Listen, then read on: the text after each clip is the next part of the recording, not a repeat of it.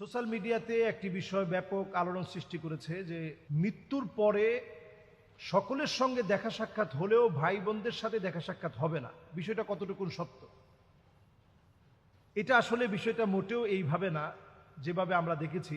আমার ছেলেও এই বিষয়টা প্রশ্ন করেছে যে আব্বা, আমি কি আমার ছোট বোনটার সাথে আর দেখা হবে না যদি আমি দুনিয়া থেকে চলে যাই? তো এটা প্রত্যেকটা মানুষেরই হৃদয়ে লাগার মতো একটা বিষয়, আসলে দেখা হবে কিনা। এটি খুব বেশি ভাইরাল হওয়াতে এই বিষয়টা নিয়ে কথা বলা আমি দায়িত্ব বলে মনে করছি। আপনারা নিশ্চয়ই যারা দেখেছেন এই বিষয়টি, এটা একটা ভিডিওর মাধ্যমে ছড়িয়ে পড়েছে এবং অনেকেই সেই ভিডিওর সাউন্ডগুলো শুধু ধারণ করে লিপসিং এর মধ্য দিয়ে এটা আরো বেশি ছড়িয়ে দিয়েছে। মৃত্যুর পরে যদি আপনি মুমিন ইমানদার হন, তাহলে অবশ্যই আপনি আপনার ভাই, আপনার বোন সবার সঙ্গে আপনি দেখা করতে পারবেন। প্রমাণ হচ্ছে কোরআনুল কারীমের সূরা তুর। আল্লাহ রাব্বুল আলামিন বলছেন, সেদিন লোকদেরকে আলহাকনা বিহিম যুররিয়াতাহুম, তাদের নিজেদের আত্মীয় স্বজনের সঙ্গে মোলাকাত করায় দেওয়া হবে, ভাইয়ের সঙ্গে মোলাকাত করায় দেওয়া হবে, বোনের সঙ্গে মোলাকাত করায় দেওয়া হবে।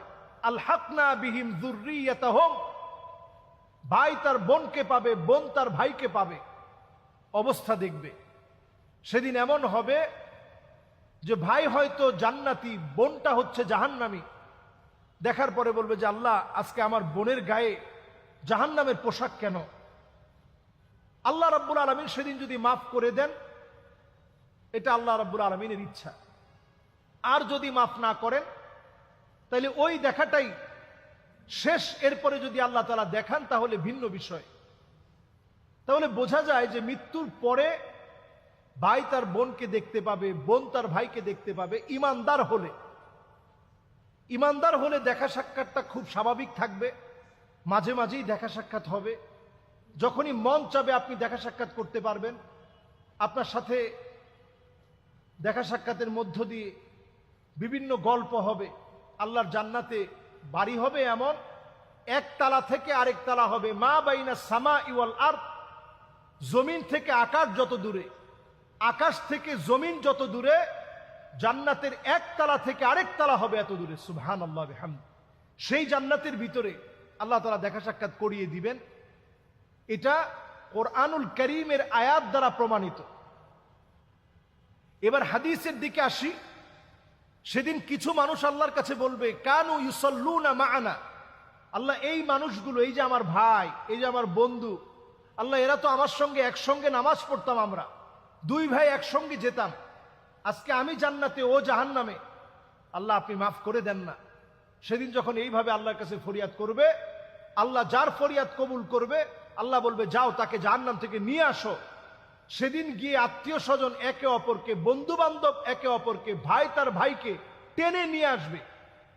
এটা হিসাবের বা বিচারের একটা পর্যায়ের কথা বলছি। তাহলে সেখানেও সাক্ষাৎ হবে। এবার আসেন আল্লাহর জান্নাতের ভিতরে বিরাট একটা মাজমা হবে। সেখানে আল্লাহ রাব্বুল আলামিন বলবেন, আল্লাহ তাআলা সেদিন ডাক দিয়ে বলবেন, ওয়ামতাজুল ইয়াউমা আইয়ুহাল মুজরিমুন, অপরাধীরা আজকে পৃথক হয়ে যাও, তোমাদের সঙ্গে আজকে আর কোনো লেনদেন নাই। সরাসরি এখন কথা হবে জান্নাতীদের সঙ্গে। আল্লাহ তাআলা সেদিনও একটা মিলন মেলা ঘটাবেন। সুতরাং আমাদের ভাই বোন, আত্মীয় স্বজন প্রত্যেককে দেখার একটা সুযোগ থাকছে।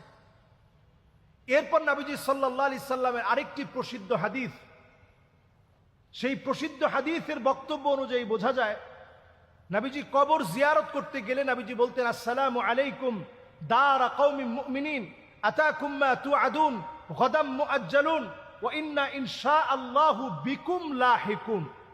নবীজি বলতেন, ইনশাআল্লাহু বিকুম লাহিকুন, অচিরেই তোমাদের সঙ্গে আমি মিলিত হব।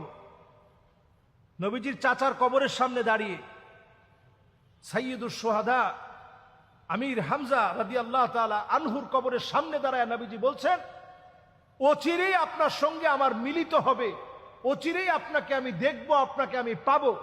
তার মানে বোঝা যায় আত্মীয় স্বজনের সঙ্গে, তার মানে বোঝা যায় আত্মীয় স্বজনের সঙ্গে একটা দেখা সাক্ষাৎ হবে, একটা মিলন মেলা হবে। সেদিন আল্লাহ তাআলা যাকে চাবে সেই মিলন মেলায় আল্লাহ তাআলা শরীক করাবেন। আল্লাহ তাআলা আপনার আত্মীয় স্বজনকে দেখাবেন। আল্লাহ আমাদেরকে বোঝার তৌফিক দান করুক, পড়েন আমিন।